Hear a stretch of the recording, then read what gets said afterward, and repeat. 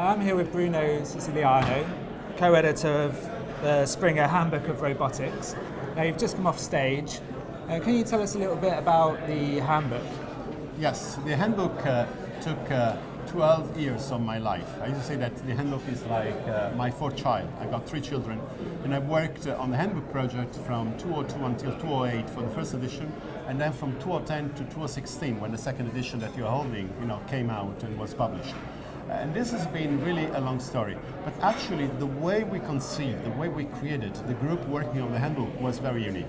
Because in a way, just we formed an editorial board, and then we had the part editors, and then we wanted to recruit the best minds, the best authors in our community. And differently from most edited books, other than inviting the big names and then let them choose their co-authors, we had the sort of voting and ranking inside the editorial board. So what are the important topics and who are the lead authors? So in most cases for the chapters of the handbook, there are co-authors that never wrote together.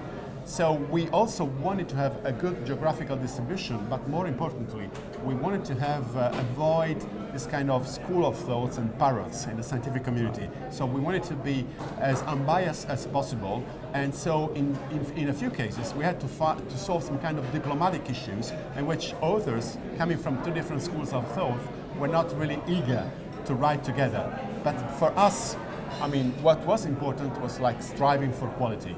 So this took us a longer time, and also the unique feature is that before the authors actually started to write, we had 2 face-to-face, vis-a-vis meeting of all the authorship. So we met actually in Barcelona, here in 2005, during the ICRA conference, International Conference on Automation.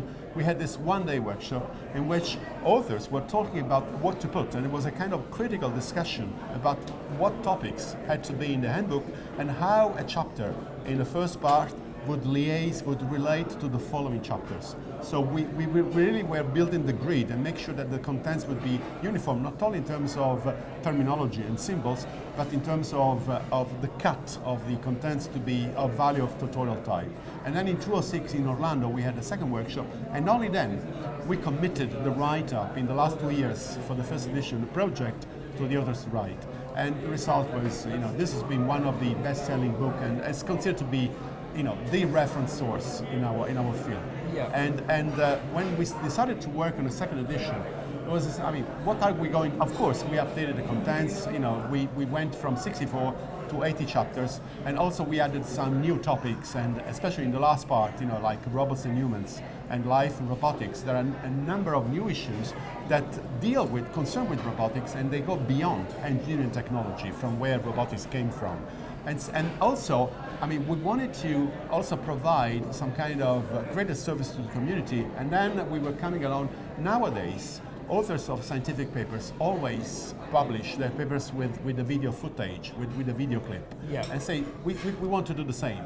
But then, it was even more ambitious, and what we did, actually, we created a multimedia portal where we collected more than 700 videos, and we really select the best videos that were published in the last 15 years.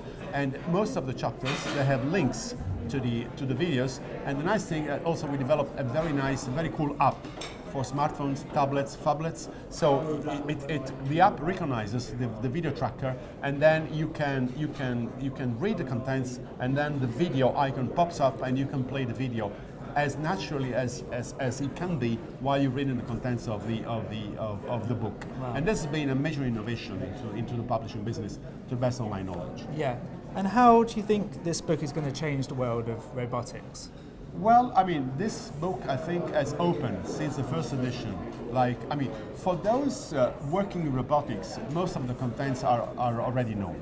I think this has been very useful for the newcomers, for the new students, but most importantly from researchers from other fields that could find an interest towards robotics. Because in my humble view, the progress in robotics in the last 56 years, robotics is a young discipline, just the first robot, I was born in 1959. This was the year when the first robot was made, the first industrial robot was sold in the US. So, it's like almost 6 years old as a field. But actually, I would say that the core methodologies and technologies of robotics now can be considered to be well assessed. the handbook opens up towards all the other fields. So in my view, the progress in the next 20 years will not be within our community, but it will be at the crossroads between robotics and other fields like neurosciences, like biological engineering, like, for instance, also the social interaction of robots with humans, with children, with elderly people, and things like this. And it's not by chance that the last chapter of the handbook is devoted to those ethical, legal, and societal issues of using robots together with humans in our society. Okay. So just to enlarge the dialogue and involve also people from science philosophy, people from sociology, people from ethology, and also some kind of religious issues in dealing with machines. Also, there are some differences because, for instance, the Japanese.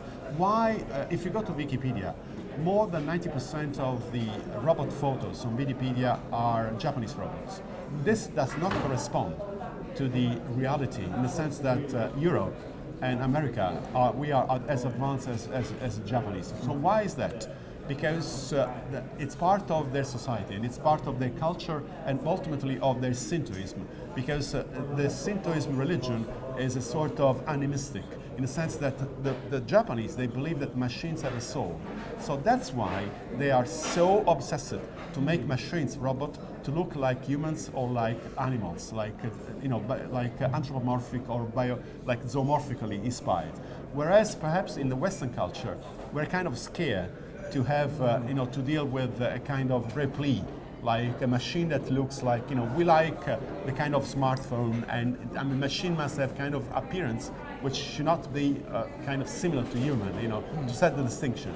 So this is a kind of topic which has influenced the research in Japan and how, all the work they've been doing, for instance, for humanoid platforms, have also had an impact in creating like new, new products, which soon could be commercial products. I mean, there is a company in France that was bought by Japan, and now their humanoid like baby robot, it's already available in Japanese families as a robot companion. This is not the case yet in the Western culture, but it's a topic which deserves further consideration, because I think for the future generation they may be kind of accustomed to using this kind of technology, and maybe, as in the case of a personal computer and all the electronic handheld devices, this technology can also become ubiquitous and disappearing. As like there would be like 15, 20 years from now that in every environment there will be a robot, and you don't really see that there is a robot because it's so well integrated, because it's a kind of ubiquitous. Well, I mean, it's fascinating stuff. Yeah. And I'm sure we could talk all day and all week about it. I'm so passionate. Yeah, I can tell. I mean, rightly so as well. It's so interesting. And viewers can actually see all of Bruno's presentation on Hive now. And you've also, there's a showcase stand, am I right? Yes, yeah. Yes, it's a showcase, and also you can play with your smartphone, with your tablet, with your phablet, and then you can see a page with the video tracker, and then the video pops up, and you can access the portal. You must have internet connection, of course, and you can see the video as you scroll through the pages of the handbook, and that's something that like the students, they like it very much. Yeah, well, it's great, and thanks for joining me. Yes, pleasure. Thank you. Thank Cheers. you. Thank you.